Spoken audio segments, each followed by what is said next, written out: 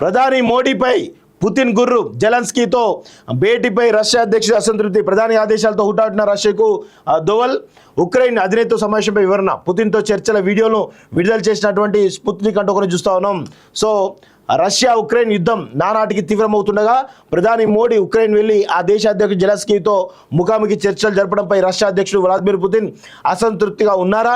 ఇది తెలిసే ఆయనకు వివరణ ఇచ్చేందుకు మోడీ హుటాహుటిన జాతీయ భద్రతా సలహాదారు అజిత్ దోవల్ను మాస్కోకు పంపారా? తాజా పరిణామాలు దీన్నే సూచిస్తున్నాయి. ఈ నెల 12న దోవల్ రష్యాలోని సెయింట్ పీటర్స్బర్గ్ వెళ్లారు. అక్కడ పుతిన్తో అంతర్గతంగా చర్చలు జరిపారు.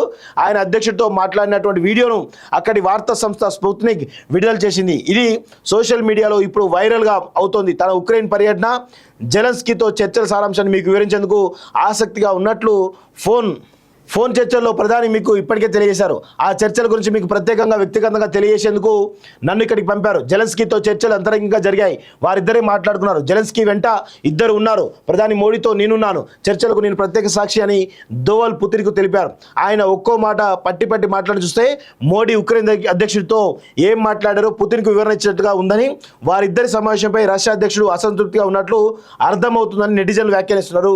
రష్యాలోని కజన్లో ఈ నెల 22-24 నడుమ బ్రిక్స్ దేశాల సదస్సు జరిగింది. ఆ సందర్భంగా 22న మోడీతో ద్వైపాక్షిక భేటీకి పుతిన్ దోవల్కు ప్రతిపాదించారు. వాస్తవానికి పుతిన్కు వ్యక్తిగతంగా సన్నిహిత సంబంధాల మోడీ ఉక్రెయిన్పై యుద్ధం విరమించేలా ఆయనపై ఒత్తిడి తేవాలని అమెరికా, ఐరోపా దేశాలు బహిరంగంగానే కోరుతున్నాయి. ఈ యుద్ధంలో తాము ఎవరి వైపు నిలబడడం లేదని, సరికాదని, శాంతి వైపు తాము ఉన్నామని మోడీ పదే చెబుతున్నారు. జూలై 8-9 తేదీలో రష్యాను సందర్శించి పుతిన్తో చర్చలు జరిపారు. యుద్ధం జరుగుతుండగా ఆయన మాస్కోకు వెళ్లి పుతిన్ను కలవడంపై జెలెన్స్కీతో పాటు అమెరికా, ఐరోపా దేశాలు ఆక్షేపించాయి. ఇది జరిగిన 6 వారాల తర్వాత ప్రధాని ఆకస్మికంగా ఉక్రెయిన్ రాజధాని కీవ్కు వెళ్లి జెలెన్స్కీతో ప్రత్యేక చర్చలు జరిపారు. యుద్ధానికి స్వస్తి పలికేందుకు ఇరు దేశాల అధినేతలు కూర్చొని చర్చించాలని సూచించారు. శాంతి పునరుద్ధరణకు క్రియాశీల పాత్ర పోషేందుకు భారత్ సిద్ధంగా ఉందన్నారు. పరిష్కారం కోసం వ్యక్తిగతంగా కృషి చేసేందుకు సిద్ధమని తెలిపారు. కాగా గత వారం పుతిన్ ఓ సమావేశంలో మాట్లాడుతూ ఉక్రెయిన్తో శాంతి చర్చలు సిద్ధమని, అయితే సంక్షోభ పరిష్కారంలో భారత్, బ్రెజిల్, చైనా మధ్యవర్తం నేర్పాలన్నారు.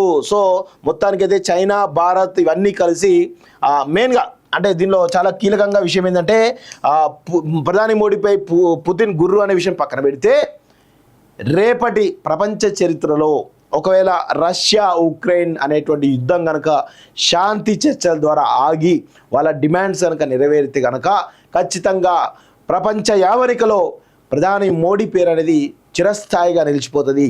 ప్రధాని మోడీ పేరు ఖచ్చితంగా రేపటి రోజున నోబెల్ శాంతి పురస్కారంతో ఈ ప్రపంచం గౌరవించేటువంటి అవకాశం కూడా ఉంటుంది అనేటువంటి విషయాన్ని గుర్తుపెట్టుకోవాలి. సో అందుకోసమే ప్రధాని మోడీ చాలా క్లియర్గా జెలెన్స్కీ తోటి చర్చలు జరిపి ఆ చర్చల సారాంశాన్ని పుతిన్తో కూడా చెప్పడం జరిగింది. సో రేపు రాసి పెట్టుకోండి, ప్రపంచ చరిత్రలో ఈ యుద్ధం ఆగితే కనుక ప్రపంచ చరిత్రలో ప్రధాని మోడీ ఒక చిరస్థాయిగా నిలిచిపోతారనే విషయాన్ని గుర్తుపెట్టుకోవాలి.